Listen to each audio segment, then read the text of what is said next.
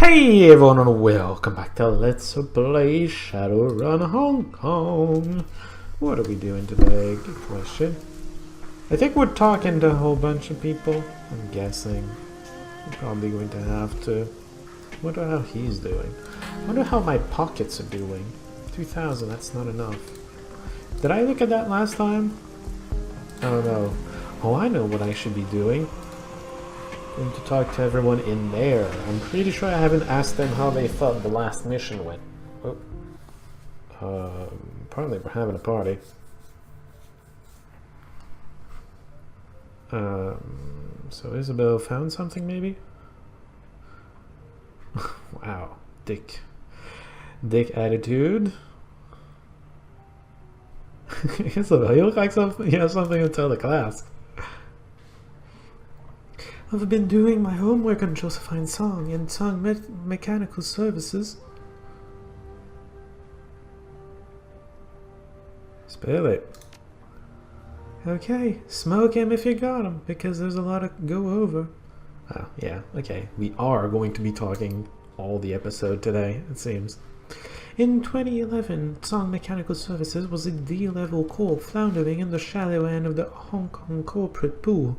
That's when Josephine Shui married into the family. Josephine thought big. She conceived a massive project that would catapult TMS into the big time, something she called the Prosperity Project. Oh, the walled city, I assume. Prosperity? That's what Raymond was mumbling about. What is the Prosperity Project then? Once upon a time in the 1900s, the walled city was a densely populated slum, something like 30,000 people crammed into 6.5 acres. Wait, I've heard this story before. It's a shithole, hell on earth, yada yada yada. That's today's walled city, the second walled city. The first walled city started well over 100 years ago and lasted through both world wars and almost through to the Awakening. It was torn down in 1994 when the government had finally had enough. It had become such a haven for criminals that the cops would only enter it in large, well-armed groups. Sounds familiar! In 2021, Josephine Song proposed a vision for a new type of low-income housing project, the Prosperity Project, a self-contained, low-cost walking neighborhood for the poor but on a grand scale. The Prosperity Project would give Hong Kong's poor and the flood of refugees pouring into the country a place they could call their own, something that felt more permanent than the sprawling tent city that spontaneously sprang up after the first walled city was demolished. The Prosperity Project would replace the tent city and would be symbolically built on the site of the old walled city. The slogan was, "A place of dignity where prosperity begins." Okay, do you think like the previous walled city is scarring the place and that's giving bad chi no matter what happens? I don't know. The apartments were much bigger than the space you'd get in your average coffin motel, but they were built around plazas and marketplaces that contained goods and services catering to the poor. The government forgot the lessons of the last walled city. They loved the idea of containing the refugees and the poor to only a few densely populated blocks. It kept them out of the public eye. Securing the contract catapulted Song Mechanical Services' fortunes ahead. It eventually put Josephine Song onto the executive council. It's a very big slum. Apparently that was also the beginning of a series of lucrative building contracts that propelled TMS into the big time. Where's Raymond come into all this? Raymond Black doesn't come into it at all, but Edward Song does. Josephine's husband or son? Son. Raymond Black was actually Edward Song, the only son of Josephine Song and her late husband, Breakwater Song. Wait. Raymond Black is her son. Oh. Alright, interesting. Duncan's gonna have a fit on over that one. Edward was in charge of laying the groundwork for the walled city, excavation and utilities, running in power lines, sewage, that kind of thing. So, maybe Duncan's right about Raymond not being dead. That depends on whether this lady person is the type to kill her own son or not. She might be. Depends on how soulless of a corporate being she is. So our secret foster grandmother is trying to kill us. It looks that way, yeah. Okay. Him laughing made me laugh. I guess I voiced him. Whatever.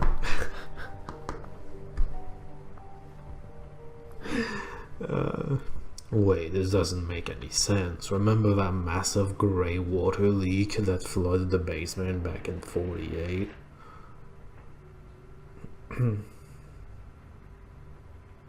What about it? Ray didn't know the first thing about sewer lines. He hired a small army of plumbers, probably paid him double what the job was worth to fix the thing, and it still took about almost 2 months to get the leak under control.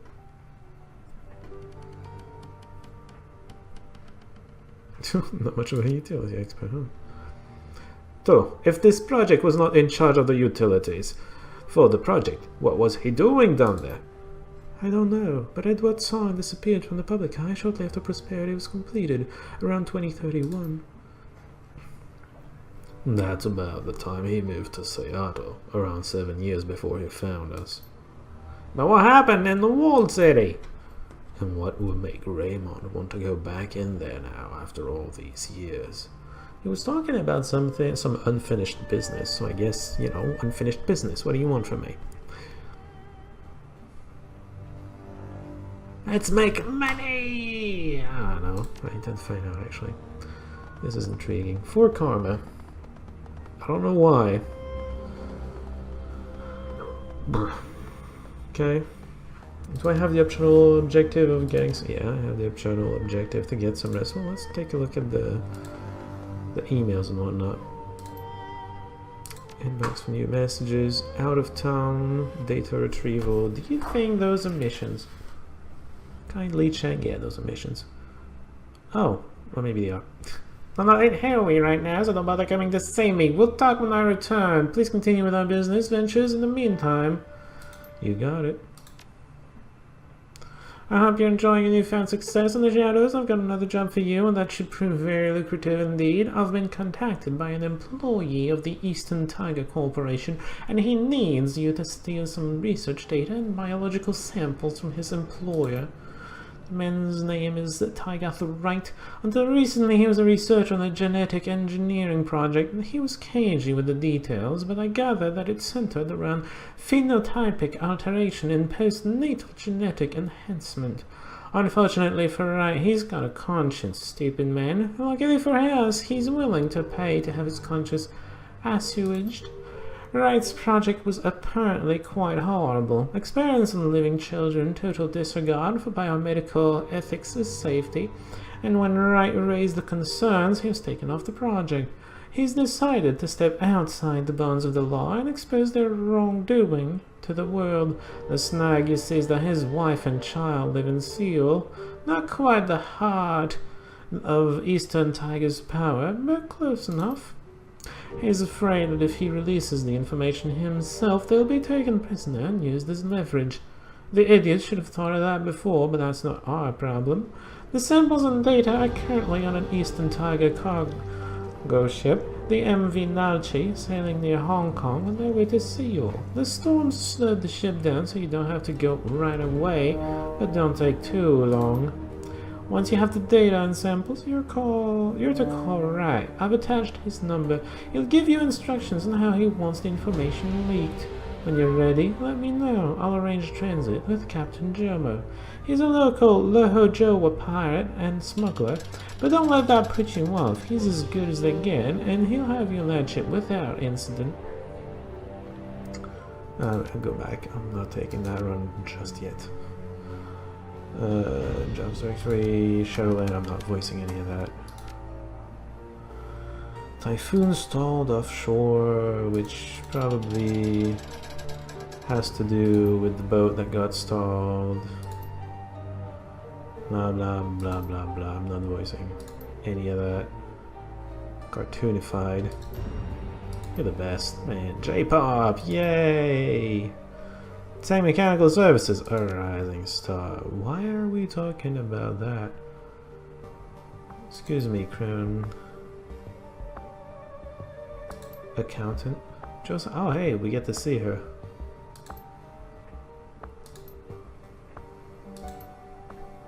What a load of utter crap. I didn't read any of it, but I'm sure it is.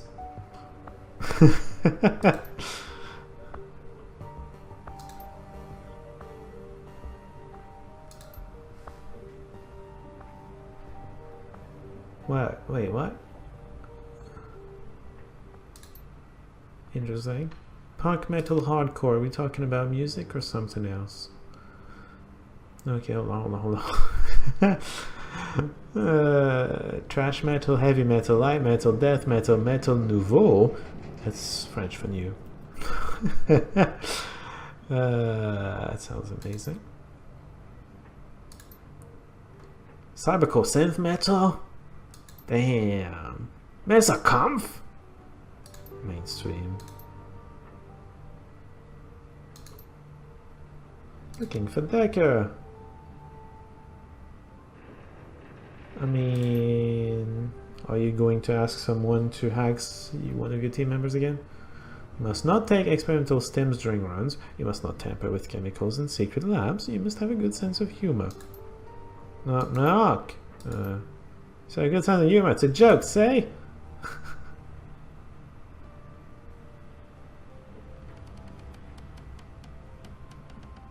Oh, that's unfortunate. Runs with scissors.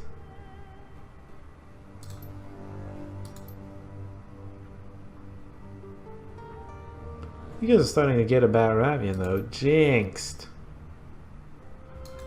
Or song.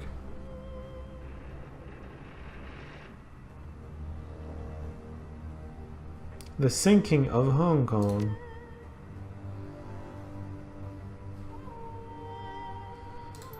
Okay, Hong Kong is going to sink. Read more. Apparently I have no choice but to read more. Can I just not care about any of that? I guess I am. End of article. Hey, Venice! New Venice, rather. I don't know. Maybe. Maybe Venice is also going to just go away. Sterile titles. Actually, Hatch, it's not. It's really not. Appreciate them. Go back. So, post-pay data for sale. This gets money, I assume. Let's actually go to Maximum Law's place and see what we get out of that. And if I'm not satisfied, I'm just gonna post the others here. From then on. I'm not gonna rest now. Maybe later. Hey Duncan! Have you got opinions? Not in the mood to talk right now. I gotta wrap my brain around this Edward song thing.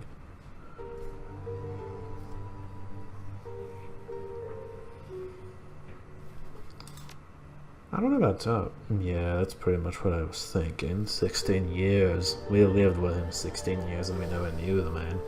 16 motherfucking years. You know, it's just, I mean, did you ask about his past? And I guess he said, no, it's fine, don't worry about it. I just gotta think, work through this. He didn't want you to know about it. What's there that I don't know. Screw it. I can never ask him what he thinks about runs. He's too busy thinking about other things, so he doesn't have opinions about runs, I guess. Hi.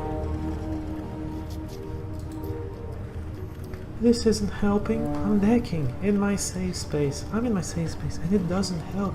The memories are just as painful here as they are in the real world. Well, you expected something else? I don't know.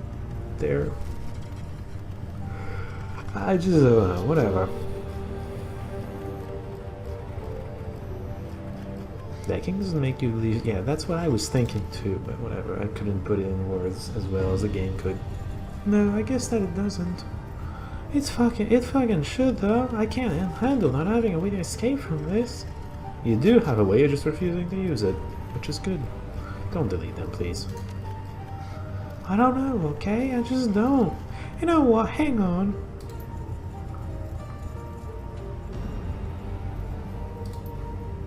You're here with more questions, right? I'm sure that you are. Why else would you be bothering me? So spit 'em out and I'll go digging around in that cesspit I call memory. Who knows, maybe we'll find a clue.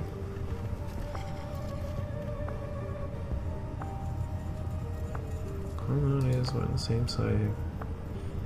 Yeah, I know, I'm sorry. This isn't the person that I want to be. I'll be okay, I can handle this. Just ask me your questions, okay? Let's get this ball rolling. Have you any thoughts about the restaurant? Before I get barred from asking that question like last time. I have to admit, I had a lot more fun in Repulsement than I thought I would. Parties aren't really my thing, and I'd rather be slice and icy than cake. You did, by the way, slice icy. Just saying. But how many people can say they went on a run to blackmail a rich guy and ended up fighting his vampire mistress? Nobody in Shadowlands would believe me if I told them the story, not even a little. I don't get why Shenyang hired Shadowrunners though. There are a dozen better ways to blackmail Ma. Get a decker to plant evidence of embezzling, hire the Triads to crash his sets and intimidate his crew, burn down a soundstage or two. The way I figure it, he wanted to hire us because he's friends with Ma. It's a messed up friendship, but it's there. I think you're right, because they're just calling and talking to each other. It's weird. One got fired, but you let Ku Fang hang around with Ma. I don't get it. It would have been pretty easy to chase her off and rob him of a major ally. I guess Shenyang got what he wanted, but if he goes toe-to-toe with Ma, I'm gonna bet on the guy with a vampire for a friend. Well, maybe I'm not doing this to help him, and I'm just doing this to get paid. And I'm not gonna create misery in this world if I don't have to. I didn't have to get paid, obviously. So, there's that. That's my reasoning. They're happy together, let them stay together. The other guy's still gonna have a defense if Jerkface tries to go after him. That's perfect as well. I mean, I get the impression other guy tried to kill him. Just saying. Doesn't have to be the case, but just saying. I didn't have to separate them. And I didn't feel like separating them. I'm a nice guy. I guess. Go on. Oh, I had to talk to Gambit before talking to her, I guess.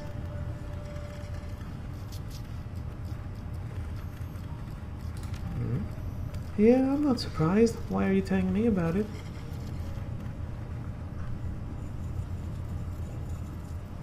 I want to get yours on. Alright, fine, if that's what you want. The walled city was a hellhole, you already know that, but for all its failings, it was a good teacher. It taught me to hide, to stay small, and... Well, I mean, you're a dwarf, come on. Oh, wow, okay, stay small. It taught me to hide, to stay small and unnoticed and insulated, and to survive. It taught me that the fish on the pyramid of the school get eaten, that sticking your neck out is a fool's errand, but that even fools can have their uses. It also taught me to recognize a stronger person when I met one and how to use that strength for my own benefit. So when I met Gabby, I knew that she had something I didn't. Confidence. Sure, that, and her connection to Rat, everything about her really. We were different people then, still are now, but the differences were even more pronounced when we were kids.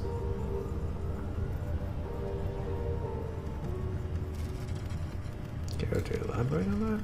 Gabe was playful and carefree. She could hold her own in the scrape, but she mostly saw life as a game. As for me, well, I knew that it wasn't. Well, she had fun. She always has fun. I like Gabe. I couldn't have been more than 9 or 10 at the time, but even at that age, I saw Gabe for what she represented, what she could be. Your best friend. Let's just ask her what it was. My own personal road out of the walled city. A path to freedom disguised as a little girl with dreadlocks. And as it turned out, I was right.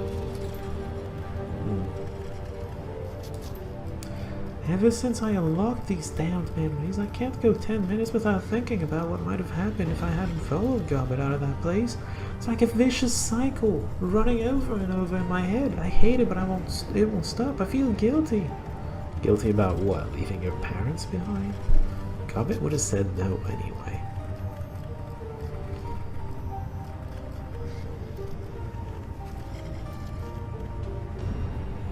get over it is a bit too much. I like the sentence until then, and then get over it. It's kind of just, can you not be a jerk? Gives me another reason to feel grateful to her, I guess. That's something.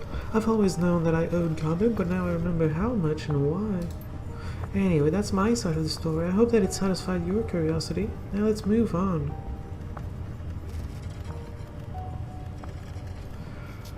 Do we have to... Yes, but not for anything that they'd done. My parents were good people. They fled Somalia to try and find a better place, a better life for their children. Wow, that failed miserably. She had to erase her childhood to not get a miserable life. That's just amazing. Okay, let's get back to that. It wasn't their fault that they wound up in the walled city. I wanted them left behind from... What? What do you mean by that? Isn't it obvious? This. I knew what I was going to have done. I'd planned it well in advance. After I got out, I was going to find someone who could make my childhood go away. How would I have stuck? How would that have stuck if my parents were around? If I had a living reminder right there next to me, it wouldn't have. So they had to stay. That's very cold, Isabel. You left them to suffer and die because you didn't want to think about it. Good job. That's cold. It's survival. No, it's not. It's forgetting. That's another story entirely. Gobbet's reason for leaving them behind is survival. Yours is, I don't want to think about it. Shut up. It's survival. Besides, I was sure that they'd be fine. They were my parents, grown-ups. They'd be alright. No. What? Before you ask, I checked. They're gone now. I can't go riding to their rescue. I made a decision when I was a kid. It felt like the right one at the time, and now I have to live with it. Well, I suppose I don't have to bash her over the decision. She's bashing herself already. It's fine. But I'm just saying it's not about survival. We all have to live with the things we regret. I didn't always, not until very recently. I couldn't remember any of this. Let's change the subject, okay? Anything else would be fine. I guess why? Because you don't like them? I get it. What do you think? They were awful, traumatic.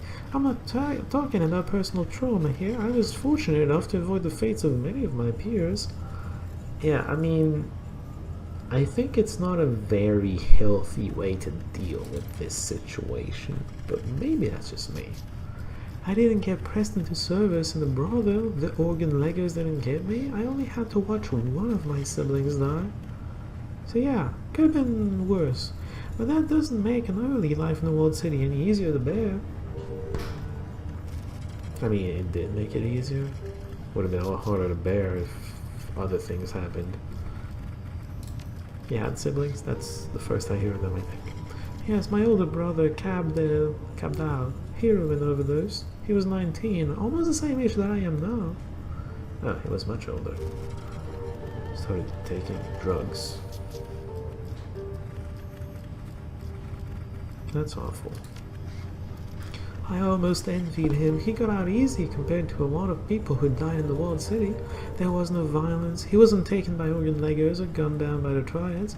He just put a spike in his arm, depressed to the plunger, and stopped breathing. I think overdoses aren't that common, but I wouldn't know about that.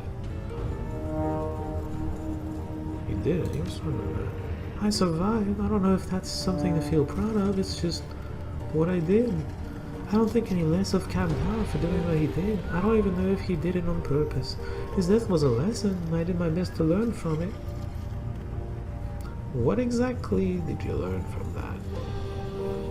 That there's a way out if you don't... I don't get what you got out of that. I'm not getting this part of the conversation, honestly. Everything that happened in my childhood was that way, a lesson in disguise. Lessons about the impermanence, the random cruelty of... Yeah, that place is very random, I'll give you that. Lessons about what a huge mistake it is to get attached and how to prioritize your own survival no matter what. Which is how you leave your parents behind in the name of survival, she says.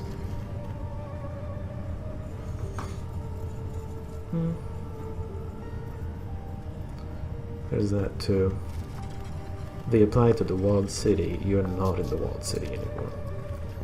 Yeah, I know, but I'm having a hard time with that right now.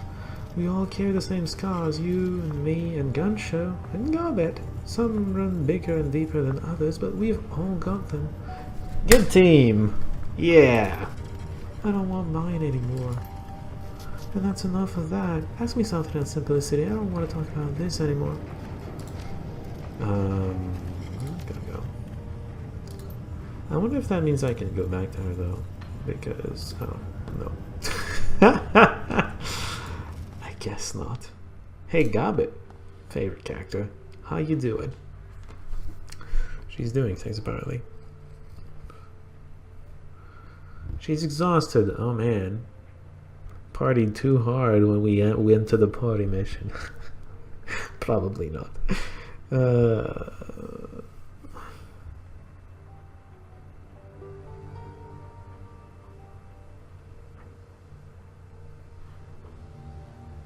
Are you trying to cook?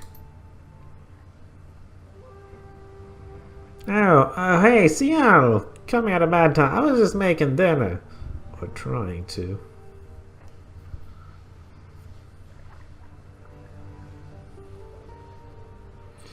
Compressed duck, it looks delicious. Huh? Yeah, I guess it's getting a little squished, isn't it? I could use a bigger pot, but I'd have to wash it first. And to do that, I'd have to find it. And I'm hungry now, and I got this duck, so... Ducks aren't particularly large, so your thing is minuscule. Anyway, you wanted something? I'm up to my elbows in mallard. You feeling okay? You don't look well. It's weird. Ever since our last lesson, I felt, I don't know, preoccupied with the sinking ship.